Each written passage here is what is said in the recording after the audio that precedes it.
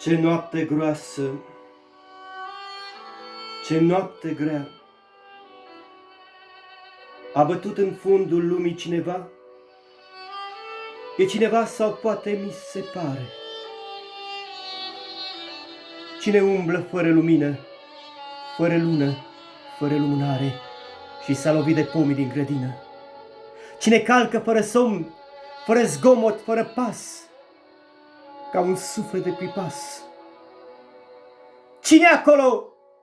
Răspunde! De unde vii?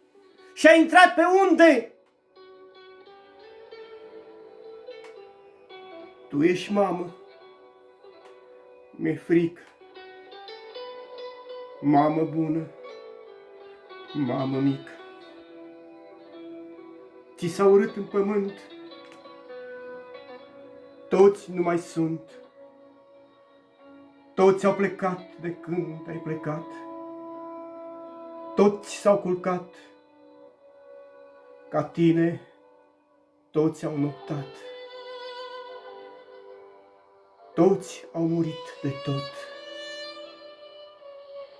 Și grivei s-a învârtit în bot și-a căzut. S-au stârpit cucuruzii, s-au uscat busuiocul și duzii, au zburat din strașina lunii și s-au pierdut rândunelele răstunii.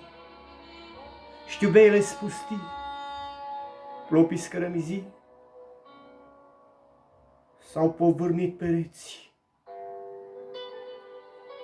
a putrezit ograda.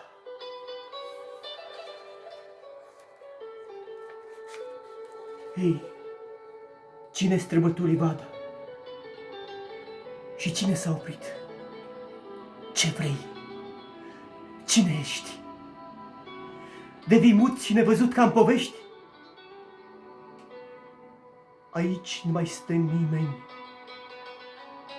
de 20 de ani. Eu sunt risipit prin spini și bolovani.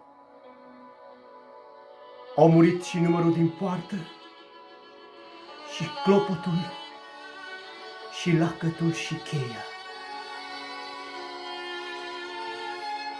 S-ar putea să fie cine știe cine, care n-a mai fost și care vine și se uită prin întuneric la mine și-mi vede cugetele toate.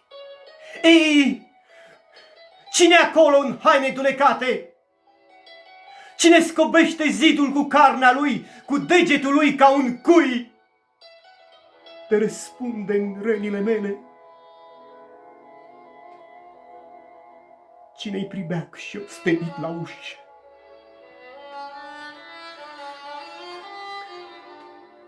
E limba aspră ca de cenușă. Nu mă mai pot duce. E sete. Deschide, vecine! Uite sânge, uite slavă, uite mană, uite o travă. Am fugit de pe cruce, ia-mă în brațe și ascunde-mă bine.